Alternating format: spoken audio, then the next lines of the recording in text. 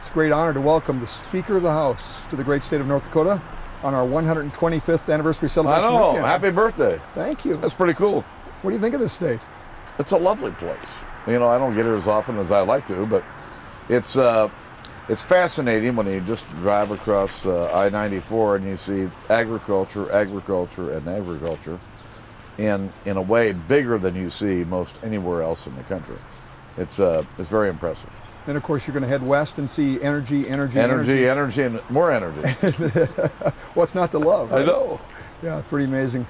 A lot of things to cover with you today, so we'll go as quick as we can. But you know, I found myself waking up this morning thinking about a country in crisis economically, with a jobs crisis and anemic economic growth. We have a border crisis. We have a very difficult situation with racial tensions in the breadbasket of America right now.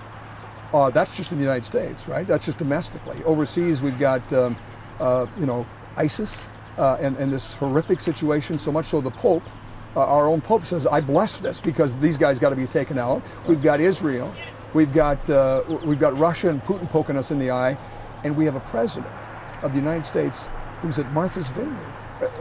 What's wrong with this picture? Well, it's really about leadership. And while the president thinks that giving a speech is leadership, it really isn't. And when you look at the issues confronting us domestically, the president's solutions have not worked. But he won't admit that. Every place I go, the American people are still asking the question, where are the jobs? And the middle class in America is being squeezed. You know, their salaries aren't going up. There are no new good jobs. And but they're paying more for health care. They're paying a lot more for food. They're paying more for gasoline, and their disposable income is down, and it's holding our economy back.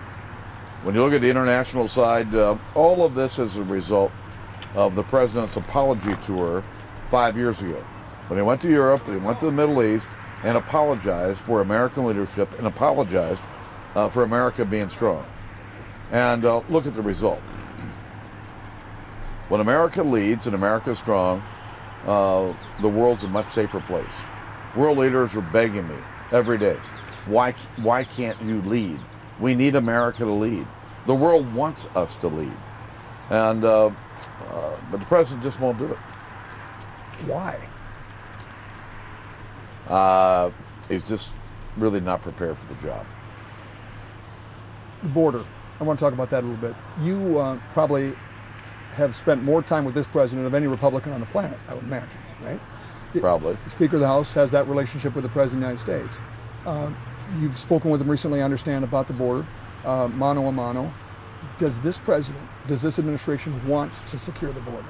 No, and that's the issue. We can pass all the laws we want, but until we have an administration committed to securing the border, it won't happen.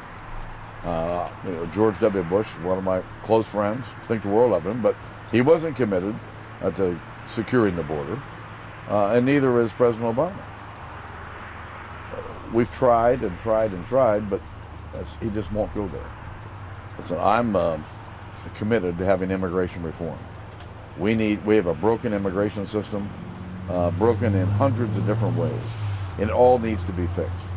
Then we got a problem with those that are here without documents. 40% of them came here legally, whether they were students or they came here to visit and never quite went home.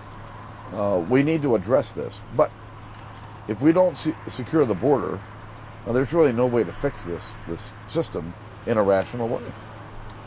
Is it intentional or is it incompetence? I mean, if we go down this laundry list and just say, my gosh, there, as you say, no leadership, doesn't want to lead, not leading, is it intentionally rooting for the decline of America, or is it just incompetence? No, I don't believe that. He has a different vision for America than I would or you would.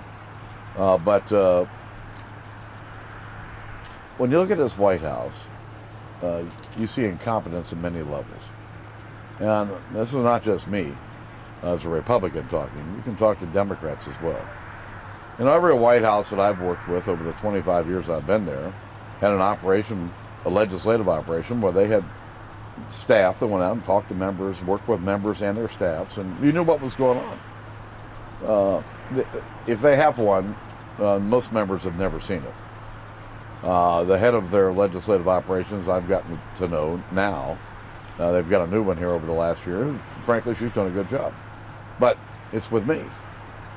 Democrats, Republicans, nobody has a relationship with the White House. I saw a headline this week where Democrat members were complaining, why won't the president talk to us?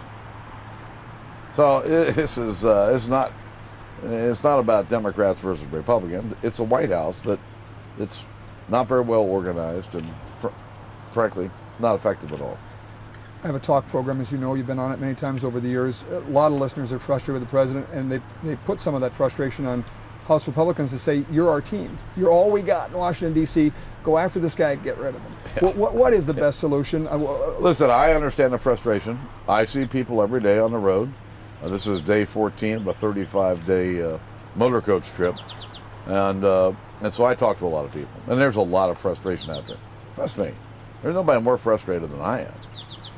But we're the minority party in Washington. We got a Democrat Senate to deal with and a Democrat in the White House. And we've got some radio talk show hosts, not you, but others, who lead people to believe false things. You know, that we can stop Obamacare by not funding the government. That worked out real well. Leading people to believe all kinds of things that are just not doable. It would probably surprise some of your listeners to know that we've cut total federal spending 3 years in a row. Hasn't happened since the 1940s. We protected 99% of the American people from an increase in our taxes. We made 99% of the Bush tax cuts permanent, something we couldn't do when we had George Bush in the White House, a Republican House, and a Republican Senate. But there is a lot of frustration. This lawsuit we're about to file, probably right after Labor Day, is intended to rebalance the relationship between the Congress and the executive branch. It's not about me versus the president. It's not about Republicans versus Democrats.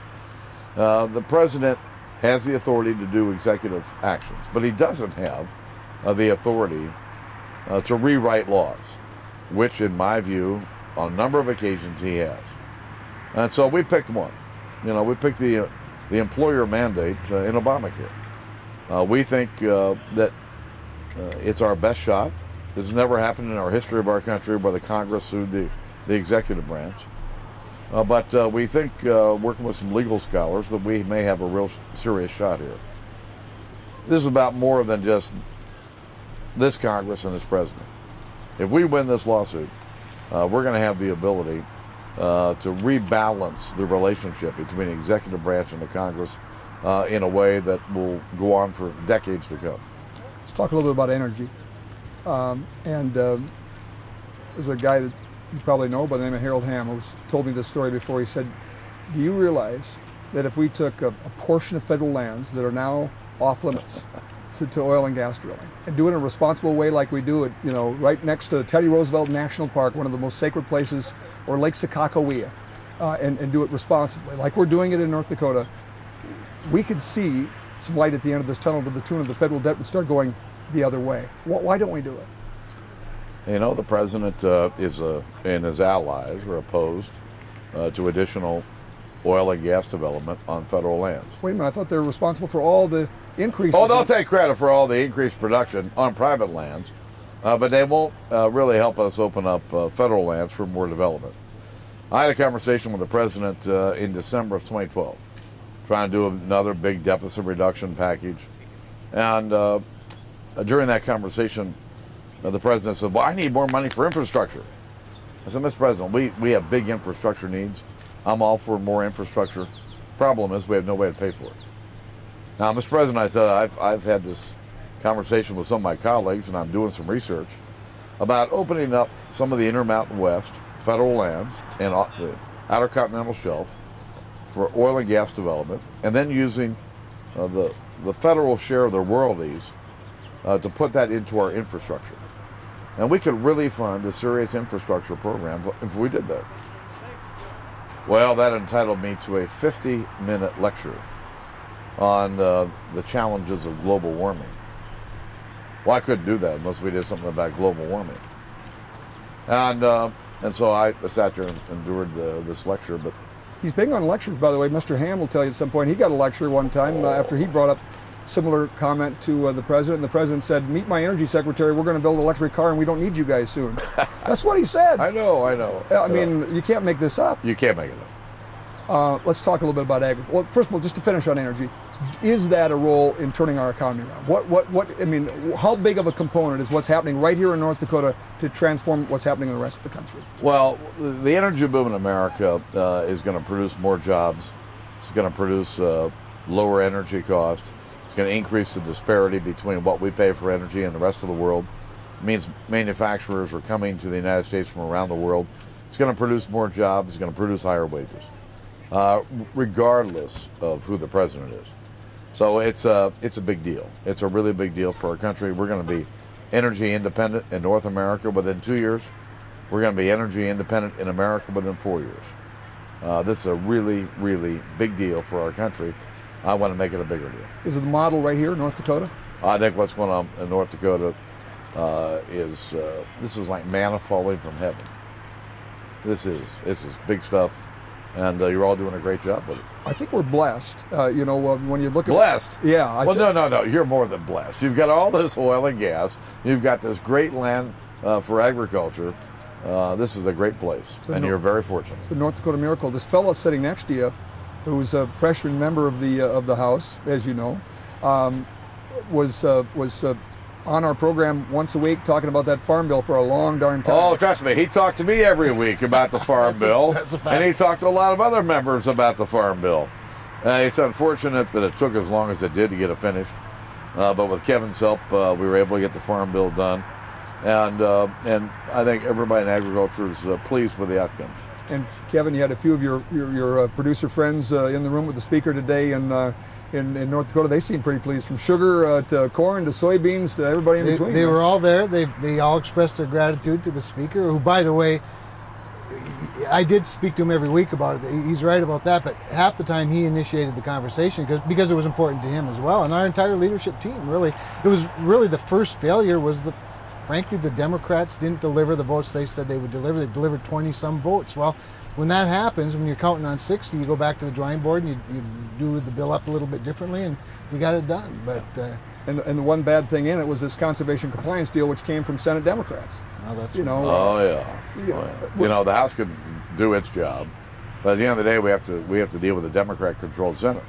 And so when you try to take two bills and negotiate these bills out, there are things that Barbara Boxer and Dianne Feinstein just have to have.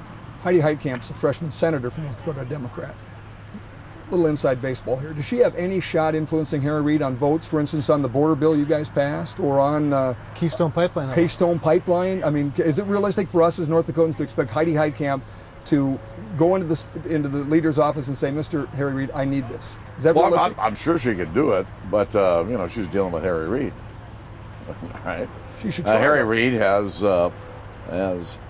55 Democrat members of the Senate, and 50 of them are as left-wing as they come. And so she can go in there and do it, but Harry's going to play to the liberals in his caucus. Last question for both of you, actually, the tour. Why are you doing this tour? I've done this, Scott, for 20 years. I take every August, and I take 30 to 35 days. And we'll drive somewhere between 6,000 and 8,000 miles, doing events for members and candidates, and seeing part of the country, which is good for me. And I've been about every corner of every state over the last 20 years. It's been a wonderful experience, and I look forward to it every year. You could ask my staff, because I design the trip. You know, they try to put some influence in it, but. I know where I want to go, and I know who needs help, and I know where I can have some fun along the way. And Kevin, how's it help a current member of Congress? How does it help candidates? First of all, it's great on the fundraising side. That's what it's all about, and he's a great draw for fundraising. that's appreciated. But beyond that, what he just explained, this leader of ours, this speaker of ours, is an inclusive person.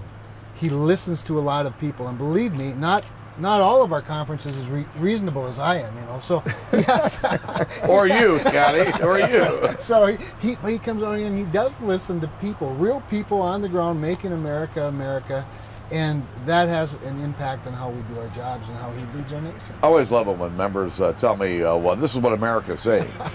As if I've never, been in a cave out or something, right? Yeah. No, I'm in restaurants every night. I'm in hotels every night. I talk to a lot of people. And it's important for both Kevin and I, in terms of how we do our job, is you have to listen to what the American people are saying. I said this on the opening day of Congress when I became Speaker, that our job is to listen to the American people and to follow their will, not ours. And we do this. I know people don't quite see it that way every day, but believe me, the closer we are to the people, the more we listen to the people, the better off we are. And I've made it clear that the American people's priorities are going to be our priorities. You're a good guy. We appreciate you. And nice to see you. Fellow Heartlander, one of 11 kids, bar owner's son. One of 12. One of 12. One of 12. How about that? One of 12. I undershot there a little bit. No, I tell you what, I tell audiences all the time, everything I needed to do my job, I learned growing up. Grew up in a big family, had to learn to get along with each other, get things done together. I grew up in a bar, I mopped floors, did dishes, waited tables, tended bar. And you learn to deal with every character that walks through the door. And trust me, I need all the skills I learned growing up to do my job. You got a few characters there in D.C. Oh, yeah. Good to see you. Thanks. Nice to see you.